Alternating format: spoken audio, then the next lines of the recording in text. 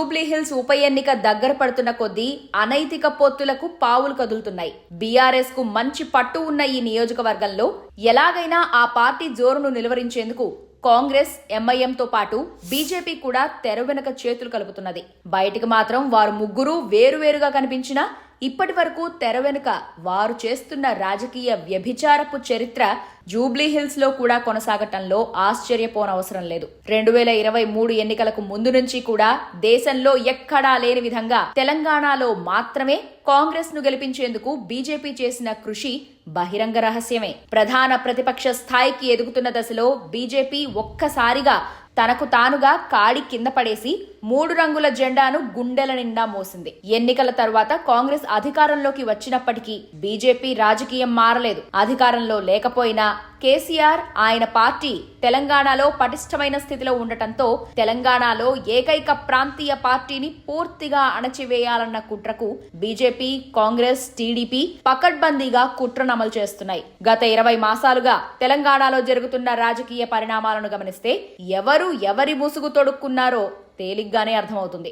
రాష్ట్రంలో ఎంత అవినీతి జరుగుతున్నా, ఎన్ని సమస్యలు ఉత్పన్నమవుతున్నా అధికారంలో ఉన్న కాంగ్రెస్ పై ఈగ వాలకుండా బీజేపీ చూసుకుంటోంది. బీఆర్ఎస్ విమర్శించిన ఒక పేపర్ కు రక్షణగా బీజేవైఎం కార్యకర్తల చేత కంచె కట్టిన నేత బీజేపీ రాష్ట్ర అధ్యక్షుడిది. బీఆర్ఎస్ నేతలు కాంగ్రెస్ ను ఏదైనా విమర్శించగానే కాంగ్రెస్ నాయకుల కంటే ముందు బీజేపీ నాయకులు తగుదునమ్మా అని ముందు కురుకొచ్చి మరీ బీఆర్ఎస్ పై విరుచుకు పడుతున్నారు. పనికి మారిన ఫోన్ టాపింగ్ కేసులో అధికారుల వెంటబడి మరీ తనకు నోటీసులు ఇప్పించుకుని వెళ్లి విచారణ చేయించుకున్న బండి సంజయ్ కంటే గొప్ప ఉదాహరణ ఇంకేముంది? చివరకు తెలంగాణలో 2 దేవాలయాలపై దాడులు జరిగి మూల విగ్రహాలను పడగొట్టినప్పుడు కూడా మతతత్వంతో ఊగిపోవాల్సిన బీజేపీ కేవలం కాంగ్రెస్ రక్షణ కోసం మౌనంగా ఉన్నదంటే దాని ఎజెండా ఏమిటో అర్థం చేసుకోవచ్చు.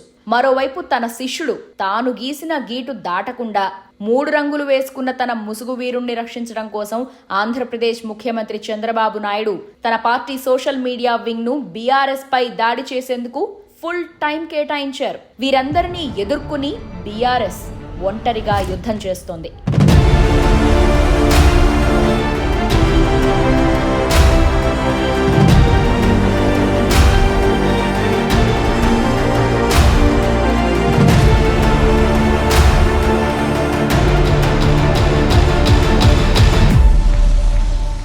సీనియర్ ఎమ్మెల్యే మాగంటి గోపీనాథ్ ఆకస్మిక మరణంతో జూబ్లీహిల్స్ స్థానానికి ఉప ఎన్నిక వస్తోంది. బీహార్ ఎన్నికల షెడ్యూల్ తో పాటు ఈ నెలాఖరున జూబ్లీహిల్స్ కు కూడా షెడ్యూల్ విడుదలవుతుంది. ఇందుకోసం బీఆర్ఎస్ మాగంటి సతీమణిని తమ అభ్యర్థిగా ఇప్పటికే ప్రకటించింది. కాంగ్రెస్ పార్టీ నుంచి పోటీ చేస్తానన్న అజరుద్దీన్ ను ఎమ్మెల్సీ పదవితో కాంగ్రెస్ తప్పించింది. తాను మైనార్టీ అభ్యర్థిని పెడితే ఎంఐఎం మద్దతు లభించదేమోనన్న భయంతో ముందుగానే అజరుద్దీన్ ను పక్కకు తప్పించారు. ఇప్పుడు నవీన్ యాదవ్ పేరు వినబడుతోంది. నియోజకవర్గంలో ముస్లింలతో పాటు ఎక్కువ ఓట్లు ఉన్న యాదవ సామాజిక వర్గానికి టికెట్ ఇస్తే రాజకీయ ప్రయోజనం నెరవేరుతుందని కాంగ్రెస్ భావిస్తోంది. విచిత్రం ఏంటంటే బీజేపీ ఈ ఎన్నికపై సీరియస్ గా పనిచేస్తున్నట్టు కనిపించడం లేదు. ఎవరో ఒక డమ్మీ అభ్యర్థిని నిలబెట్టి కాంగ్రెస్ అభ్యర్థితో స్నేహపూర్వక పోటీ చేయాలని బీజేపీ భావిస్తోంది. ఇక మిగిలింది టీడీపీ. తెలంగాణేతర సెటిలర్ల ఓట్లు టీడీపీవి అని చంద్రబాబు ఇంతకాలం బలంగా నమ్ముతూ వచ్చారు. కానీ గత 3 ఎన్నికల్లోనూ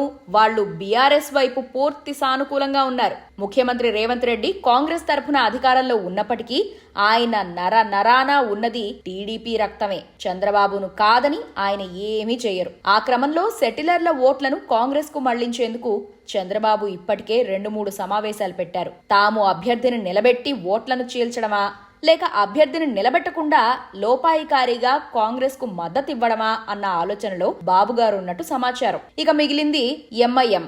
ఈ నియోజకవర్గంలో ముస్లిం ఓట్లు దాదాపు 70,000 వరకు ఉన్నాయి. 2023 ఎన్నికల తర్వాత ఎంఐఎం ప్లేటు ఫిరాయించి కాంగ్రెస్ గూటికి చేరింది. కాంగ్రెస్ మైనారిటీ వ్యక్తికి టికెట్ ఇవ్వట్లేదు కాబట్టి ఓవైసీ సోదరులు కాంగ్రెస్ కు మద్దతివ్వచ్చు. దేశ రాజకీయాల్లో ఇంతకంటే భయంకరమైన వింత మరొకటి ఉండదు.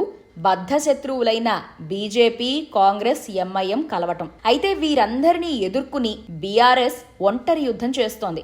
ఆ పార్టీ నమ్ముకున్నది తెలంగాణ సమాజాన్ని, ప్రజలను. పార్టీలు ఎన్ని ప్రచారం చేసినా టీఆర్ఎస్ ఈ ప్రాంతంలో చేసిన అభివృద్ధి అందరికీ కళ్ల ముందు కనబడుతున్నదే. కాంగ్రెస్ వచ్చాక హైడ్రా చేసిన అరాచకాలు అందరి కళ్ల ముందరి అనుభవమే. నిరుద్యోగుల బాధలు అందరి ముందు ఉన్నవే. వ్యక్తిగతంగా, వ్యవస్థీకృతంగా ఇప్పుడున్న వ్యవస్థలను అడ్డం పెట్టుకుని చేస్తున్న నీచ హీన రాజకీయాలను తట్టుకుని యుద్ధం చేస్తున్న బీఆర్ఎస్ అంతిమ విజేత అవుతుందనడంలో సందేహం లేదు.